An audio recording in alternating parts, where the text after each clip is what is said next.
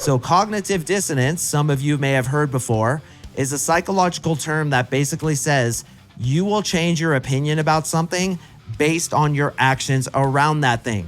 If you could get a girl to comply in any way whatsoever, she will get cognitive dissonance, convincing herself that she likes you more than she might actually like you. We want to shape behavior. We want to get her into a string of yeses. The more compliance you can get, the more you can get her saying yes to anything, the more chances you have of finally getting that dry as a bone, red helmeted warrior in your pants into her squish mitten. The Unapologetic Man Podcast. What is up, gentlemen? Welcome to another episode of the UMP. Thank you so much for joining me today. If this is your first time listening, welcome. My name is Mark Singh. I am an NLP dating coach. NLP stands for Neuro Linguistic Programming. I'm the only coach that goes deep into the psychology of my clients' brains, removes bad belief systems, removes past traumas, and most importantly, instills massive confidence. This is why we have a 95% success rate. That's 19 out of 20 dudes who come through my program who absolutely 10x their results with women. What could happen for you if you too were to join us? We are open. You could speak to me personally about whether or not this is a good fit for you and whether or not you're a good fit for us. But put in your application today because this will not be around forever and I would love to meet you. Let's remap the belief systems inside your head so that you too can be an absolute girl magnet. All right, gentlemen, today we're going to talk about a concept called the string of yeses and how to weaponize what's called cognitive dissonance. So cognitive dissonance, some of you may have heard before, is a psychological term that basically says you will change your opinion about something based on your actions around that thing. A very simple example is this. You're driving down the road and you see a snake in the middle of the road. Well, up until that moment, you absolutely hate snakes. But at the same time, you're a good person and you don't want to see that snake get killed. So what you do is you pull your car over, you grab a stick off the side of the road, and you huck that snake into the ditch with the stick, thus saving his life. When you drive away, due to the concept of cognitive dissonance, you will actually like snakes more than you did the moment before you stopped. Why is that? Because your beliefs about things have to match your actions around them. So the fact that you saved the snake, you need to convince yourself subconsciously that you like snakes more than you might actually do to justify your actions. We will always change our attitudes to justify our actions, and most times our actions create our attitudes rather than the other way around. So, for example, if you have a belief system that says that you're terrible with women, and one night you get lucky, and I hate that term, get lucky, because it demonstrates that she's the prize and we're not the prize. But let's say one night you get lucky, you will have to remap your belief systems inside your head that, hey, maybe I'm not as bad with women as I thought I was. Maybe I do have potential. And that's exactly why in NLP, we remap belief systems from the get-go because belief systems shape attitudes, attitudes shape results. So if you believe that you're a girl magnet, you're going to behave differently. Your voice will be different. You'll carry yourself differently. You'll speak to her like you are a girl magnet, and then the results will manifest out of it. So this concept of cognitive dissonance is so important when attracting women that I teach it to a very deep level in my 3-month coaching program. We want to shape behavior. We want to get her into a string of yeses, and we want to quote unquote weaponize cognitive dissonance, which I'll admit to you is more of just clickbait. We don't really weaponize it, but what we do is we use it to our unfair advantage. Getting her to shape her attitudes to comply with what we want and even to like us more. Here's another example. Let's say you meet a girl off Tinder and she lives a half an hour away. Let me test you with a quick question. Do you think it's better that she drives down to you or you drive out to her? That's right. You're a smart motherfucker. The answer, of course, is that she drives out to you. Why is that? Because every single minute that she's in her car driving out to you, what's she doing? She's putting forth effort, and she has to justify to herself why she's putting forth that effort. The reason, of course, is because she likes you more than she might have liked you before she got in her car and drove down there. Now, getting her to actually drive to you is a completely different episode, but if you could get a girl to comply in any way whatsoever, Whether it's driving to you on a Tinder date for half an hour, whether it's making you dinner, or even something as simple as, hey, could you tap that guy on the shoulder right there? I need to tell him something. If you could get her to comply, thus getting her into what I call the string of yeses, she will get cognitive dissonance, convincing herself that she likes you more than she might actually like you. Now, going back to the Tinder example, I know a lot of you guys were thinking this. What if she doesn't want to drive down there and she completely refuses? Can I drive up to her location? Yes, you can, but what you should always do is make it seem like you're going to be up there anyway. Let's say you live in Denver and she lives in Fort Collins, which is an hour away. And you really want to see this chick because she's a bona fide dime piece and her meat curtain is the curtains to heaven itself. So you're justifying to yourself, well, how do I do it? The problem with most guys is that they will comply to women's demands because their dick is so dry it's going to audition for the next movie of Dune, or the last time they got their dick wet was in the shower, and they're so horny they'd fuck a snake if they could hold it straight. So they will go drive that 1 hour drive without properly explaining to her why they're doing it. You have to justify doing it. And what I always do is I say, I'm going to be up there anyway. So while I'm picking up that XYZ thing for my friend, let's go ahead and hang out. You never want to show a woman that you are willing to bend over backwards just to hang out with her because it shows low value. It shows you have few options. It shows low survivability, which of course is unattractive to women. If, on the other hand, you could get her to meet you halfway, or better yet, drive all the way down to you, even better. I recorded a podcast maybe like 2 or 3 years ago, which was titled, Why You Should Get Women to Cook For You. Guys, if a woman cooks for you, you're probably getting laid. Why is that? Cognitive dissonance. She's putting in effort. She's really working hard to make you some dinner. So the whole time she's convincing herself, I really like this dude. So if you could convince a girl to cook for you, it's really powerful. And I'd usually suggest doing it around the second or third date. So you guys go on 2 dates. The first 2 dates, say, for example, you plan, you execute. Then on the second date, you're like, hey, you know what? Do you cook? Because I absolutely love home cooking. What can you cook? And she's like, yeah, I actually make a pretty good lasagna. You'd be like, are you serious? I love lasagna. Do you seriously make that? Is it good? And she's like, yeah, it's really good. You'd be like, dude, you have to make that for me. What are you doing this weekend? And she's like, I don't have any plans. You'd be like, all right, you make the lasagna. I'll bring the dessert. Since it's lasagna, I'll bring tiramisu and we will have a dinner. How's that sound? And she's like, okay, that sounds good. Dude, every minute she's cooking for you, cognitive dissonance. And we can even say you've weaponized that because you've put her in a situation where she's working for you. And this goes into the string of yeses. The more compliance you can get, the more you can get her saying yes to anything, the more chances you have of finally getting that dry as a bone, red helmeted warrior in your pants into her squish mitten so that you can have a festival in her vestibule, which I know is exactly what you want, brothers. You have to weaponize that cognitive dissonance, getting her into a string of yeses. The string of yeses is exactly as it sounds. You want her saying yes to really small things, and then you ramp up what you ask her with time. So say, for example, you meet a girl in a nightclub or a bar. Very simply, getting her to say yes to simply move a couple of feet is something I'll do to get that first yes. So I'll be like, hey, I'm kind of getting bumped around right here. How would you feel about moving over to the bar? Now, moving a girl also works into cognitive dissonance because it goes back to caveman times. I'm moving into this guy's location, or I'm going with him somewhere, which throughout the majority of experience in the female lizard brain is dangerous.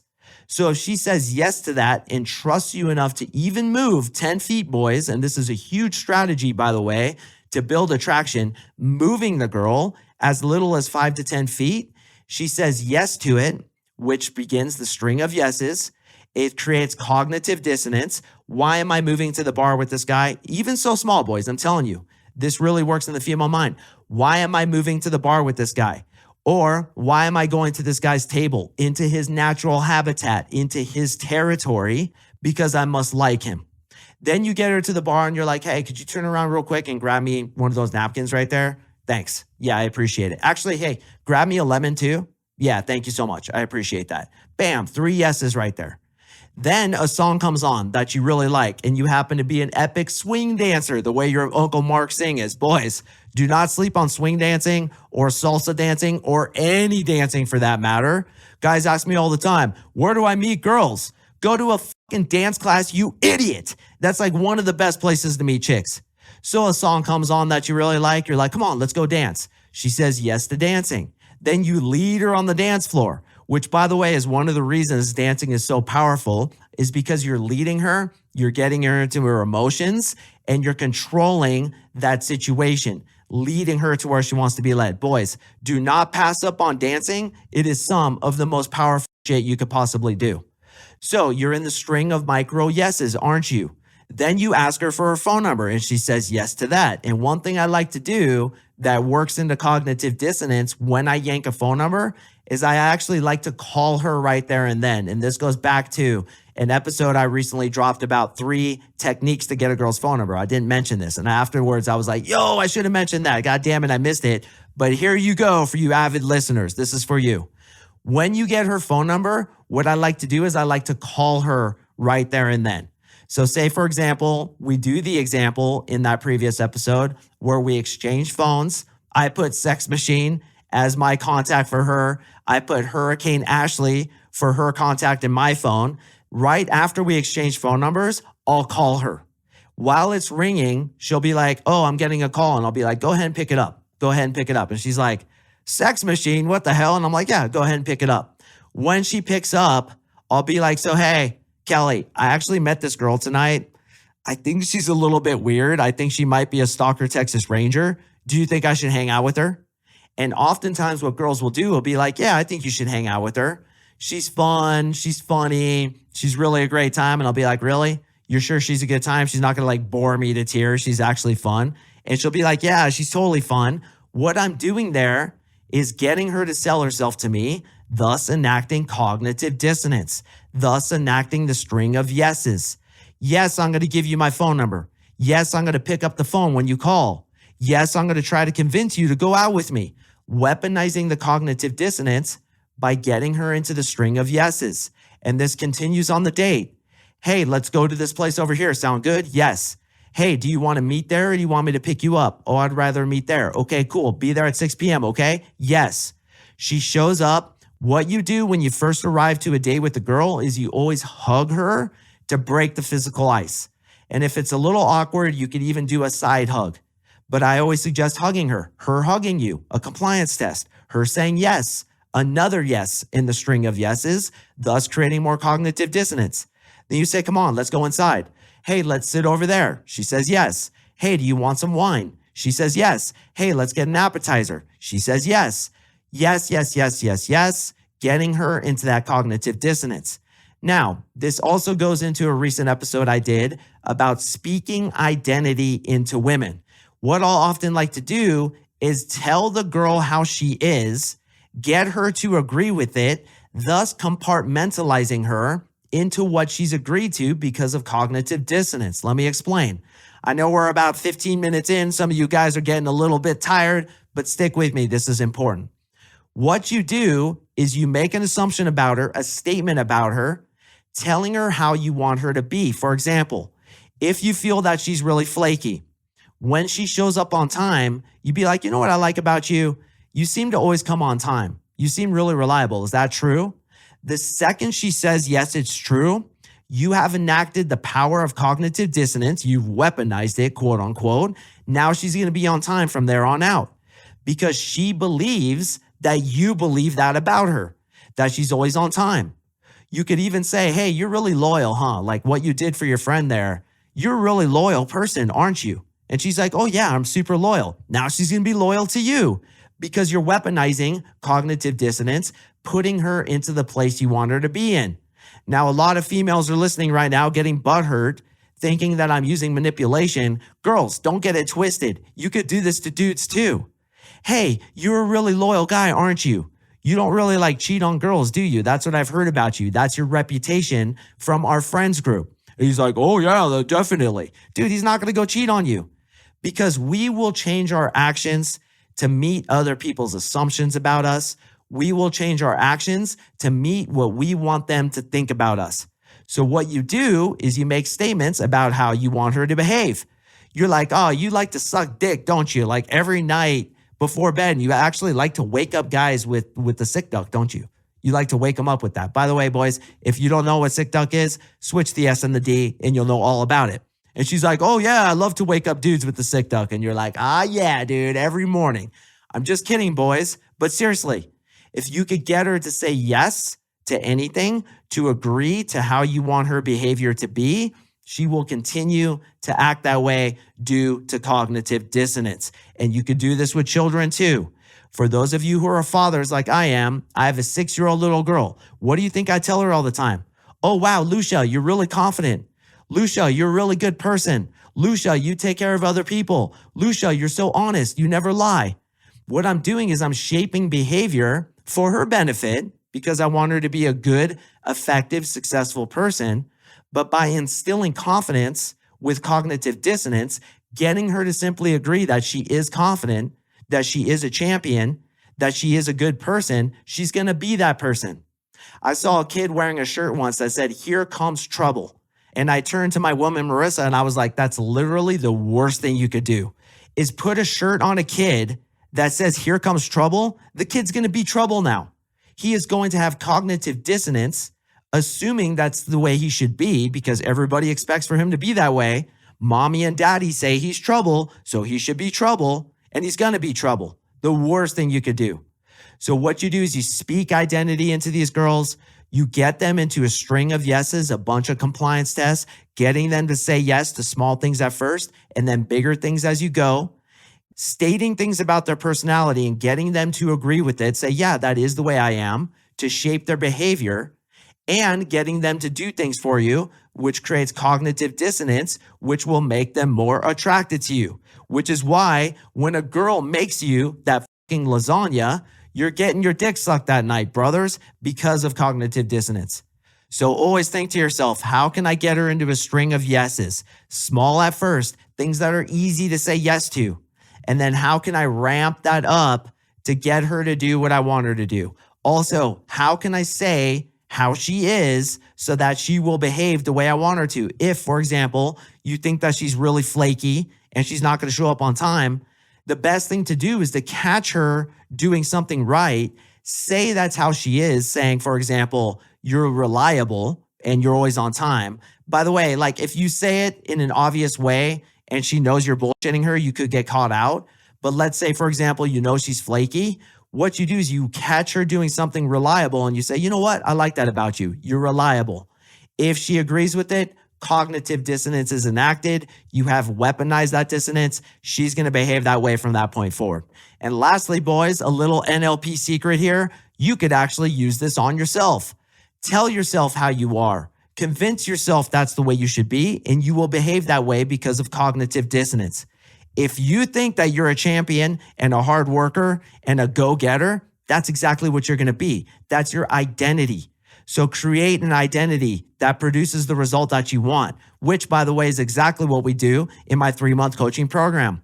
We remap the identity inside our clients' heads with neuro-linguistic programming so that they become a girl magnet because they believe they're a girl magnet. And this is why we have the success rates we do.